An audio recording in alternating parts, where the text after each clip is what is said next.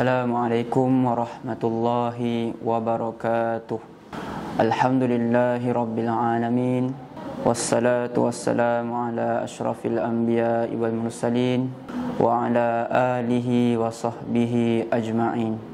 Rabbi shrah li sadri wa yassir li amri wahlul 'uqdatam min lisani yafqahu qawli. Amma ba'du. Qala Allah Ta'ala fil Qur'anil Karim ba'da a'udzu billahi minasy syaithanir rajim. Innamal mu'minuna ikhwatun fa aslihu baina akhawaykum wattaqullaha la'allakum turhamun. Allah Subhanahu wa Ta'ala berfirman di dalam Al-Quran, sebenarnya orang beriman itu bersaudara, maka damaikanlah di antara dua saudara kamu yang bertelingkah itu, dan bertakwalah kepada Allah supaya kamu beroleh rahmat. Surah Al-Hujurat ayat 10. Dalam ayat ini Allah SWT menekankan pentingnya hubungan silaturahim. Menjadi kebiasaan di dalam masyarakat Melayu kita, apabila tibanya hari raya akan adanya amalan ziarah menziarahi rumah ke rumah. Apabila adanya amalan ziarah menziarahi rumah ke rumah, satu perkara aspek yang penting yang perlu kita tekankan dalam amalan tersebut adalah adab. Yang di mana adab ziarah menziarahi rumah ke rumah. Sebagai contoh, apabila kita datang ke rumah orang, yang perlu kita menjaga adab adalah dari segi berpakaian. Dan apabila kita datang ke rumah orang, dan bagi lelaki, pakaian mestilah menutup aurat dan sopan. Dan ada sesetengah orang apabila datang ke rumah dengan berpakaian seluar jin, koyak sana koyak sini. Benda itu perlu dihindarkan untuk menjaga adab ketika kita menziarahi rumah orang. Begitu juga untuk kaum perempuan, yang di mana pakaian mereka perlulah sopan dan tidak terlalu ketat pakaiannya, akan menyebabkan menjolok mata, yang menyebabkan tidak senang dipandang.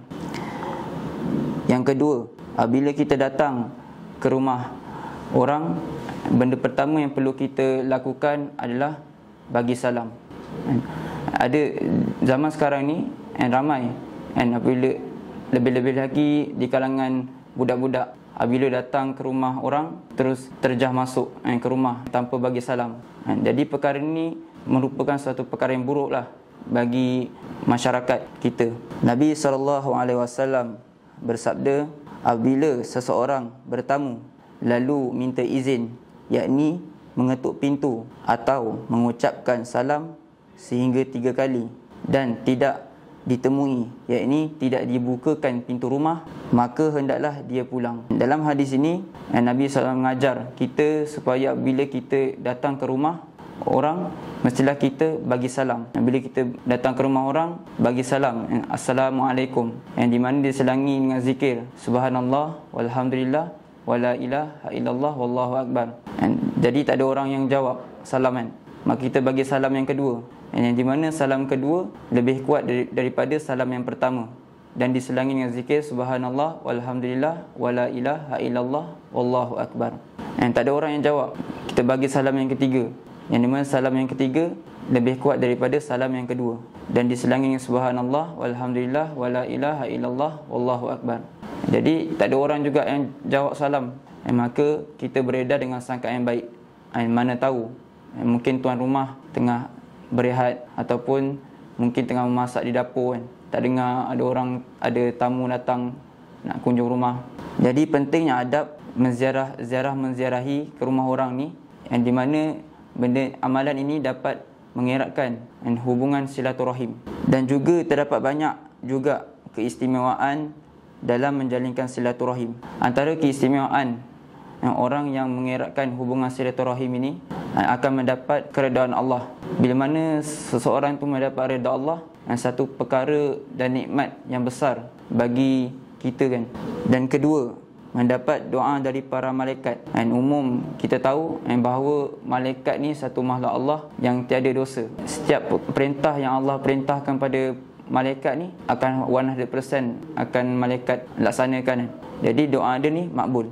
Dan yang ketiga, mendapat keberkatan rezeki. Ada setengah kita tengok orang kat luar sana kan, tengok sederhana je, kereta kehidupan dia sederhana, tapi kehidupan dia rasa mencukupi kan. Kat sini kita boleh tahu bahawa keberkatan rezeki ni bukan hanya dari segi harta, tapi keberkatan rezeki ni adanya Allah mencukupi kehidupan dia, walaupun dia tak ada harta yang banyak, rumah yang besar atau kereta yang mewah. Daripada sabda Rasulullah SAW, sesiapa yang ingin agar rezekinya dimurahkan dan umurnya dipanjangkan, maka hendaklah dia menghubungkan silaturahim. Hadis riwayat Bukhari dan Muslim. Oleh itu, pentingnya mengeratkan hubungan silaturahim ini, bahawa Nabi SAW sabda umurnya dipanjangkan dan rezekinya dimurahkan.